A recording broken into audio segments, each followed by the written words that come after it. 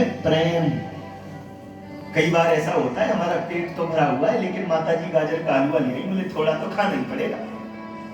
तो ना चाहते हुए भी प्रेम को रखने के लिए खाना पड़ता है भाई। ये एक शिष्टाचार है।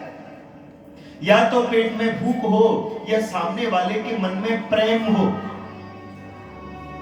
पर तुम्हारे यहां तो दोनों चीजों की कमी है। ना तो तुम्हारे मन में मेरे खिलाने के प्रति कोई प्रेम है, और भैया मुझे भूख भी नहीं है, और तुम मुझे भोजन का निमंत्रण अब दे रहे हो।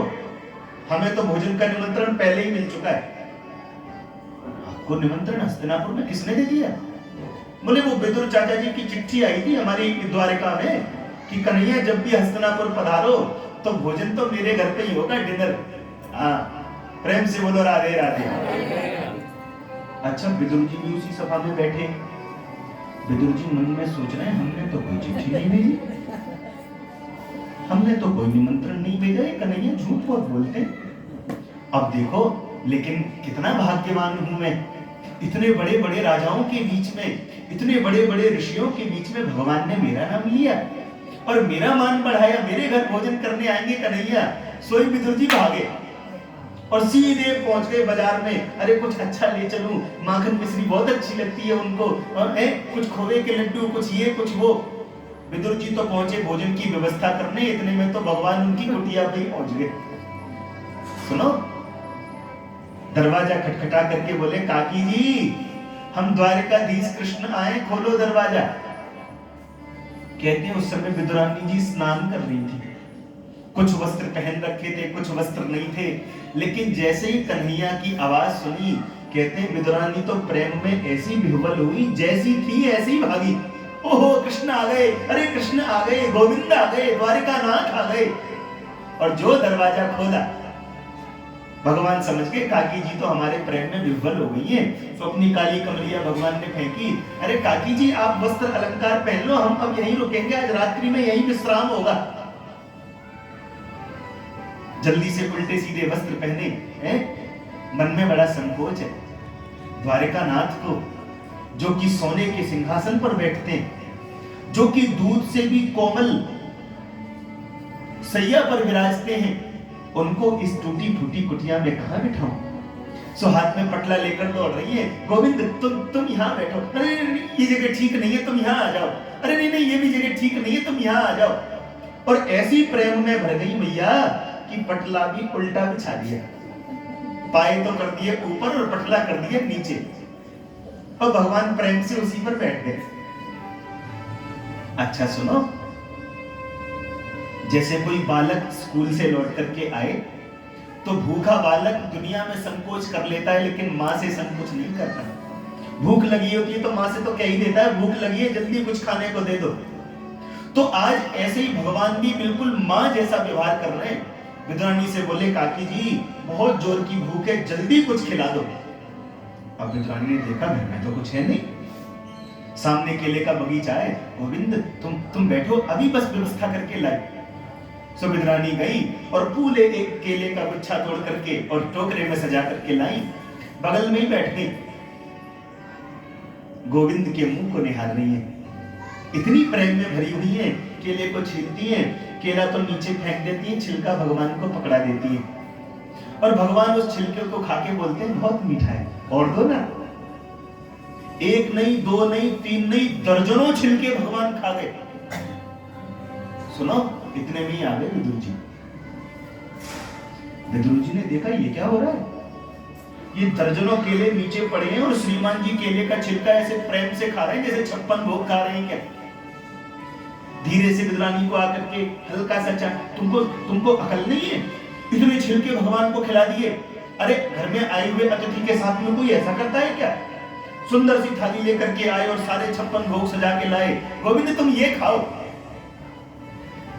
भगवान ने एक लड्डू उठा करके मुंह में लिया और खा करके बोले बुरा मत मानना चाचा जी, जो स्वाद विदुरानी के छिलकों में आ रहा था वो आपके इस लड्डू में नहीं है। जो स्वाद विदुरानी जी के, काकी जी के इन छिलकों में था वो आपके इस व्यंजनों में किंचित नहीं है। क्यों? अरे ये तो आपने औपचारिकता निभाने के लिए मुझे खिलाए हैं, लेकिन जितने प्रेम से मेरी काकी मुझे छिलके खिला रही थी, उस प्रेम का मैं वर्णन नहीं कर सकता। और यदि सच कहूं तो सुनो, लोग मुझे 56 भोग लगाते हैं, लोग मुझे माखन मिश्री और जब क्या क्या, लेकिन मेरा पेट केवल 2 बार ही भरा है। विदुर जी, या तो रामावतार में जब मेरी मैया शबरी ने मुझे झूठे मेरे खिलाए थे, या फिर इस कृष्ण अवतार में विदुरानी जी ने जो छिलके खिलाए हैं, तृप्त तो मैं केवल 2 ही बार हुआ हूं। बाकी दुनिया भोग लगाती है, खा ही लेता हूं, लेकिन मेरी तसल्ली तो 2 ही बार हुई है। सुनो, विदुर जी को भगवान ने उपदेश दिया, देखो विदुर जी, अब बहुत बड़ा युद्ध होने वाला है, तुम्हारा यहां से निकल जाना ही ठीक है। सो विदुर और विदुरानी तो आंखों में आंसू लेकर के तीर्थ यात्रा के लिए चले गए। इसलिए भैया, जीवन में भगवान किससे प्रसन्न है और किससे नहीं प्रसन्न, इसका कोई भरोसा नहीं है। क्योंकि भगवान किस गुण पर रीझ जाए, भगवान किस गुण पर रीझ जाए, ये कोई कह नहीं सकता। आओ मेरे साथ में गा लो, प्रेम से बोलो राधे राधे। न जाने कौन से गुण पर, न जाने कौन से गुण पर दया निधि रीझ जाते।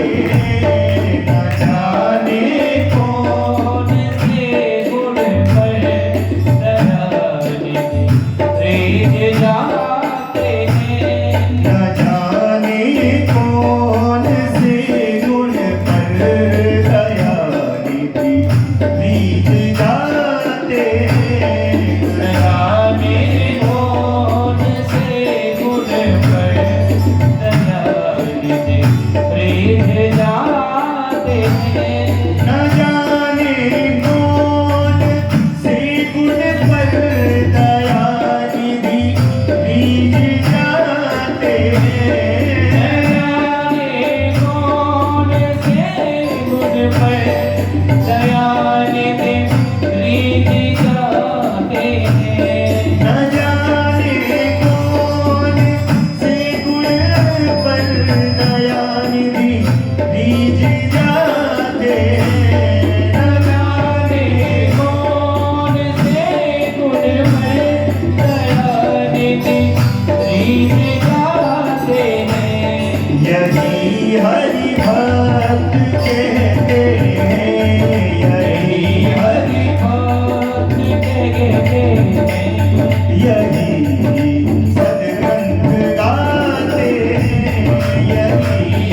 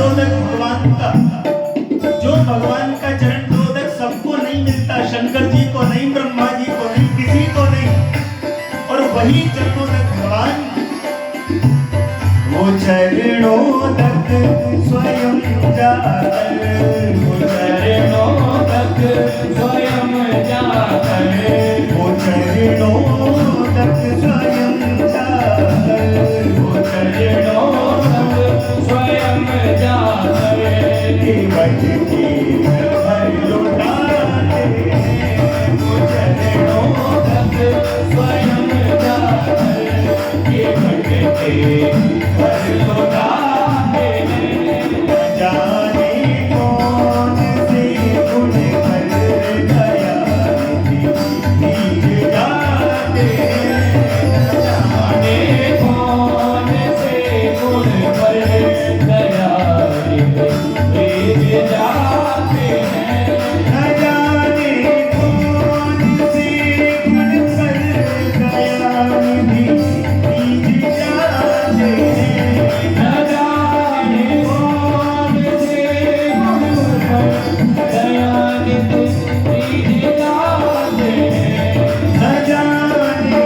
कौन से गुण कर गया भीग जाते हैं, न जाने कौन से गुण कर गया भीग जाते हैं, यही हरि भक्त कहते हैं, यही हरि भक्त कहते हैं, यही हरि भक्त कहते हैं, यही हरि भक्त कहते हैं, यही सतगुरु गाते हैं, यही हरि भक्त कहते हैं, यही सतगुरु गाते हैं, न जाने कौन से गुण कर गया भीग जाते हैं, न जाने कौन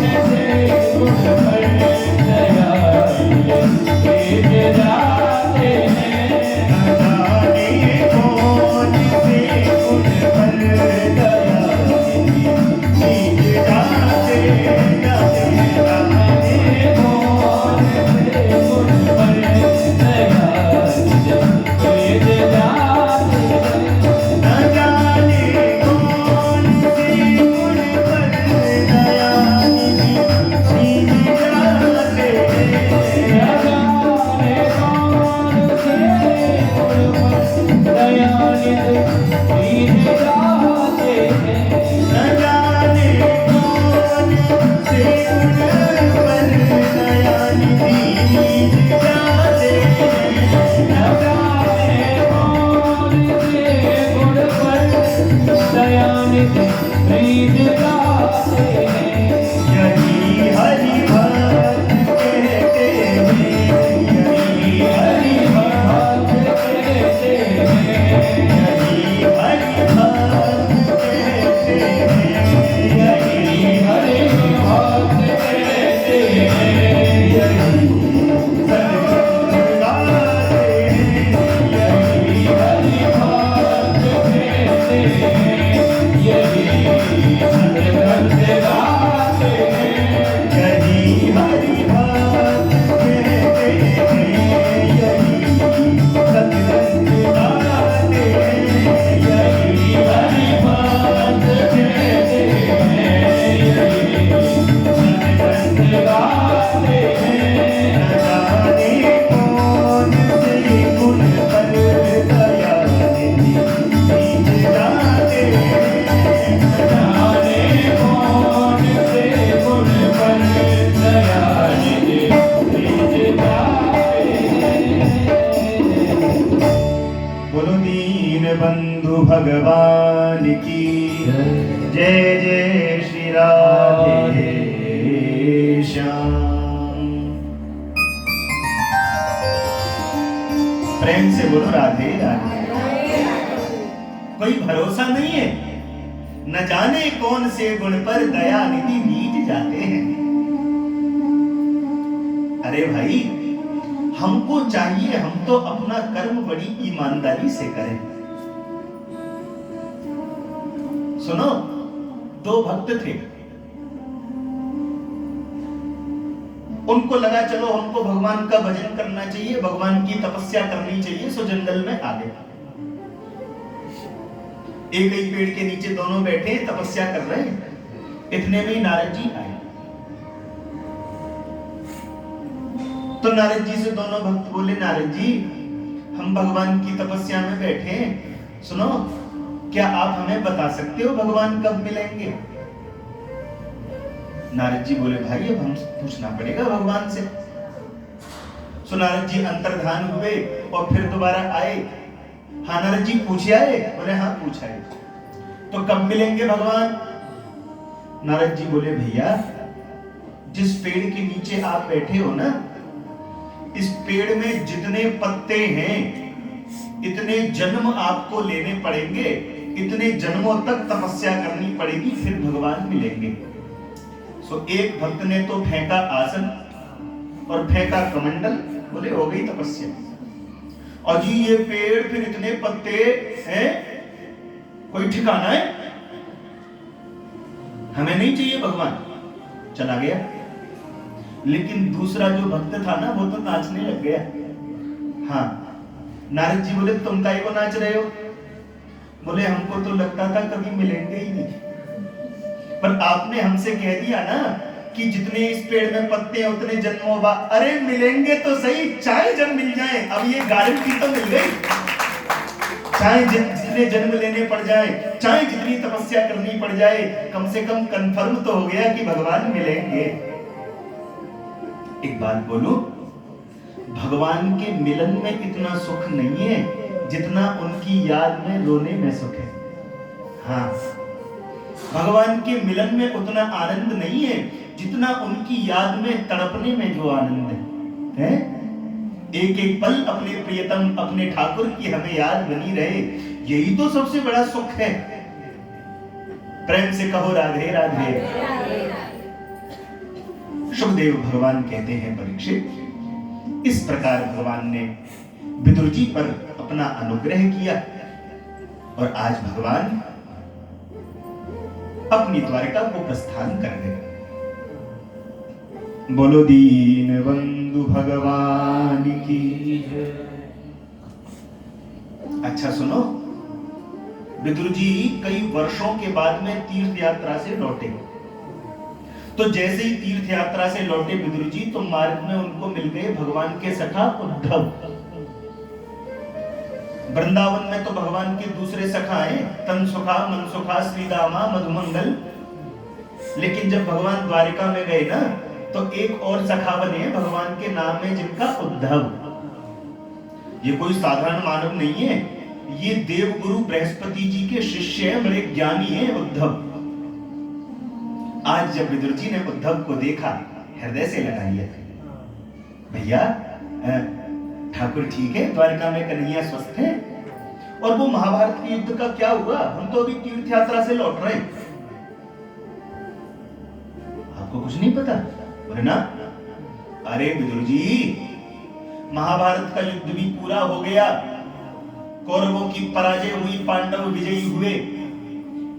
इतना ही नहीं, भगवान श्री कृष्ण द्वारिकानाथ भी अपने पूरे कुटुंब के साथ में वो भी अपने स्वधाम को प्रस्थान कर गए, वो भी हमें अनाथ छोड़कर के चले गए। जैसे ही उद्धव की वाणी को विदुर जी ने सुना, तो कहते हैं विदुर जी की तो आंखों से आंसू बहने लगे। उद्धव से बोले, उद्धव तुम तो भगवान के परम मित्र थे, तुम भगवान के बिना जीवित कैसे हो? तुम्हारे प्राण नहीं निकले? उनकी याद में तुम्हारे प्राण अब तक सुरक्षित कैसे? तब उद्धव कहते हैं, भैया विदुर, जो स्थिति तुम्हारी अब हो रही है, यही स्थिति मेरी भी थी तब। मैं भी यही कह रहा था, प्रभु मैं आपके बिना नहीं रह सकता, मैं जाऊंगा। लेकिन उस समय भगवान ने मुझे कुछ उपदेश दिया, और उपदेश देते समय मुझसे कहा कि जिस समय मेरा भक्त विदुर लौट करके आएगा ना, तो जो उपदेश मैंने तुमको दिया है, यही उपदेश तुम मेरे भक्त विदुर को दे देना। अब तो विदुर जी और जोर से रोने लग गए। बोले अब क्यों रोते हो? तो विदुर जी रोते हुए बोले, भैया मैं तो सोचता था भगवान का इतना बड़ा कुटुंब, इतना बड़ा परिवार, हम इतने भक्तों में से क्या हम एकाध भक्त की भगवान को याद होगी या नहीं? लेकिन आपने कहा, जाते जाते गोविंद ने तुमको ये कहा था कि यह उपदेश है, इसका मतलब जाते जाते भी भगवान को मेरी याद थी। अब तो विदुर जी भाव से भर गए। उद्धव बोले, देखो आप मुझसे बड़े हो, मैं आपको उपदेश नहीं दे सकता, लेकिन सुनो, जिस समय भगवान मुझे उपदेश कर रहे थे ना, उस समय मेरे पास में मैत्रेय मुनि बैठे हुए थे। तो भगवान ने मैत्रेय मुनि को विशेष आदेश दिया था, मेरा भक्त आएगा तो उसको तुम ये उपदेश दे देना, सो आप जाओ, मैत्रेय मुनि आपकी प्रतीक्षा कर रहे हैं। सुखदेव भगवान कहते हैं, परीक्षित, आज जैसे ही विदुर जी मैत्रेय मुनि के आश्रम पर गए, खड़े होकर के मैत्रेय मुनि ने स्वागत किया। मांडव्य शापाद भगवान प्रजा संयमनो यमः भ्रातुः क्षेत्रे भुजिष्यायां जातः सत्यवती सुता। प्रेम से बोलो ना, राधे राधे। हे विदुर, मैं आपको जानता हूं, आप कोई साधारण मानव नहीं हो। तो फिर बोले, मांडव्य शापाद भगवान प्रजा संयमनो यमः, साक्षात मांडव्य मुनि के श्राप से यमराज ही पृथ्वी पर विदुर बन करके आए। हाँ, अच्छा आप दुखी मत हो, बैठो। विदुर जी को बिठाया और विदुर जी को बिठा करके पूछा, क्यों दुखी हैं आप? अच्छा सुनो, क्योंकि विदुर जी का हृदय तो भगवान के विरह में तड़प रहा था, दुखी थे विदुर जी। तो दुखी व्यक्ति प्रश्न भी दुखी से ही करता है। विदुर जी ने पूछा, हे ऋषिवर, ये बताओ भगवान ने ये दुनिया क्यों बनाई? नहीं बनाते तो भी चलता, और अगर बनाई तो एक जैसी क्यों नहीं बनाई? दुनिया बनाने वाले क्या तेरे मन में समाई, काहे को दुनिया बनाई, काहे को दुनिया बनाई, दुनिया बनाने वाले क्या तेरे मन में समाई, काहे को दुनिया बनाई, काहे को दुनिया बनाई। इतना ही आता है हमको। प्रेम से बोलो राधे राधे। ये फिल्म का गीत है, भजन नहीं।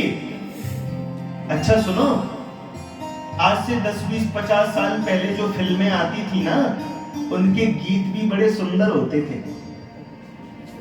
दुनिया बनाने वाले क्या तेरे मन में समाई, तूने काहे को दुनिया बनाई, ये फिल्म का गीत है। मारने वाला है भगवान, बचाने वाला है भगवान, फिल्म का गीत है। हंसते हंसते रोना सीखो, रोते रोते हंसना सीखो, और हंसते हंसते रोना, जितनी चाबी भरी राम ने उतना ही चले खिलौना। फिल्म का गीत है, देख लो कितना बढ़िया है। मानो गीत में भी सिद्धांत भरा हुआ है कि जितनी श्वास मिली है उतना ही ये खिलौना चलता है। पर भैया आज के फिल्मों के गानों की तो पूछो ही मत। तमंचे पे डिस्को, आजकल तो तमंचे पे डिस्को होता है, और ऐसे ऐसे गाने चल गए, मैं आपको बता नहीं सकता, सुने नहीं जाते। हाँ, पूरी दुनिया भर की गंदगी उन गानों में भरती है। अभी हमारे परिवार में भी 2-3 शादियां थी ना, तो ना चाहते हुए भी जाना ही पड़ता है। वैसे तो हम चाहते नहीं है शादी शादी में, अब घर में हो तो जाना ही पड़ता है। तो ऐसे ऐसे गानों पर बच्चे नाचते हैं मुझे तो ध्यान भी नहीं है, वो ऐसा ही कुछ था कि आज मुझे पी लेने दे, आज मेरे यार की शादी, और पता नहीं क्या क्या। अब बताओ, मान लो छोटे छोटे बच्चे और पूरी शराबियों की तरह एक्टिंग करके नाच रहे हैं, बोले आज मेरी यार की शादी, मुझे पी लेने दे। प्रेम से बोलो राधे राधे। अब ऐसे गाने हम यदि सुनेंगे तो क्या क्या हमारा संस्कार होगा, क्या हमारा चरित्र होगा? अच्छा सुनो, लेकिन विदुर को मैत्री मुनि ने समझाया। देखो विदुर जी, आपने प्रश्न किया भगवान ने दुनिया क्यों बनाई, ये प्रश्न गलत है। अरे वो भगवान जो हैं वो स्वच्छंद हैं, वो कोई काम करेंगे तो हमसे पूछ के करेंगे क्या है? प्रश्न ये नहीं होना चाहिए भगवान ने दुनिया क्यों बनाई। अरे प्रश्न तो ये है कि जिसने ये इतनी सुंदर दुनिया बनाई है वो स्वयं कितना सुंदर होगा, है? नाम तुम्हारा तारनहारा, जाने कब दर्शन होगा। जिसकी रचना इतनी सुंदर वो कितना सुंदर होगा, है? एक बार कोई मुझसे पूछ रहा था, बोले महाराज ये बताओ आपको सबसे सुंदर लोग कहां के लगते हैं? मैंने कहा भाई अमेरिका इंग्लैंड के लोगों को देखो तो ऐसा लगता है जैसे कुम्हार ने मटका पकाया लेकिन कच्चा ही रह गया, ढंग से पका नहीं। अच्छा सुनो, साउथ अफ्रीका आदि के लोगों को देखो, ऐसा लगता है मटका पकाया तो सही लेकिन ज्यादा ही पक गया, है? बहुत ही जल गया। एकदम शुद्ध पके हुए मटके तो मेरे भारतवासी हैं ही। हाँ, प्रेम से बोलो राधे राधे। अरे धीरे क्यों बोलते हो, जोर से बोलो राधे राधे। तो जिसने इतनी सुंदर दुनिया बनाई है, इतनी सुंदर दुनिया बनाने वाला स्वयं कितना सुंदर होगा। देखो संसार में जो आप देख रहे हो, कहीं सुख कहीं दुख, ये भगवान की बनाई हुई दुनिया नहीं है। ये सुख और दुख व्यक्ति अपने कर्मों से भोगता है। कर्मणा जायते जंतु कर्मणैव विलीयते, सुखम दुखम भयम क्षेमम कर्मणैवाधिपत्यते। भैया इस संसार में जो भी कोई आया है ना, जैसा कर्म करता है वैसा उसको फल मिल जाता है। इसलिए जीवन में शुभ कर्म करने चाहिए ताकि अगला जन्म हमें अच्छा मिले। हाँ, आदिगुरु शंकराचार्य भगवान तो कहते थे कि घर के सामने कोई भिखारी आ जाए ना तो उसको खाली हाथ कभी मत भेजना। क्यों? क्योंकि भिक्षुका नैव याचन्ति बोधयन्ति ग्रहे ग्रहे। भिखारी कभी भी मांगने नहीं आता और तुम दे भी क्या सकते हो, और तुम्हारे देने से उसका गुजारा होगा भी नहीं, तो फिर क्यों आता है भिखारी? बोले बोधयन्ति ग्रहे ग्रहे। अरे वो तो घर घर ये बोध कराने आता है, भैया मैंने पिछले जन्म में नहीं दिया था तो आज कटोरा हाथ में, इसलिए आप दे लो, नहीं तो ये कटोरे की तैयारी आप भी कर लो। प्रेम से बोलो राधे राधे। जैसा हम कर्म करते हैं वैसा ही हमको फल मिलता है। अच्छा सुनो, कुछ लोग तो इतने अच्छे होते हैं, इतने सज्जन होते हैं, मैंने तो सुना है कुछ लोग अपने मरने से पहले ही अपने शरीर के अंग दान कर देते।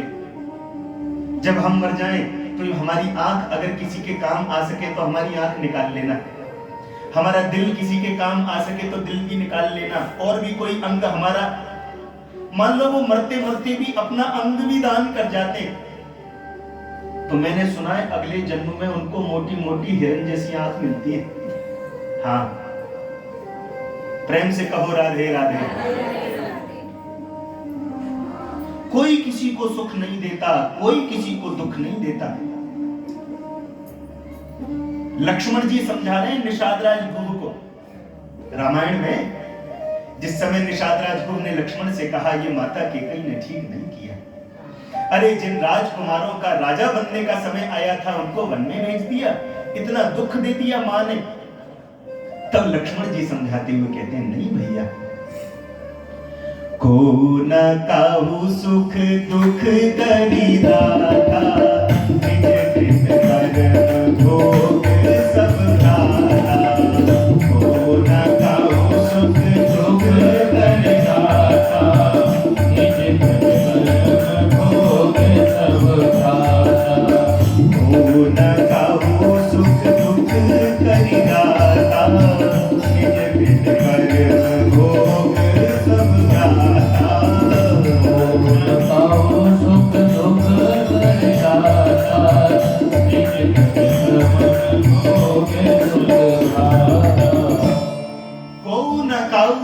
दुख करी दाता।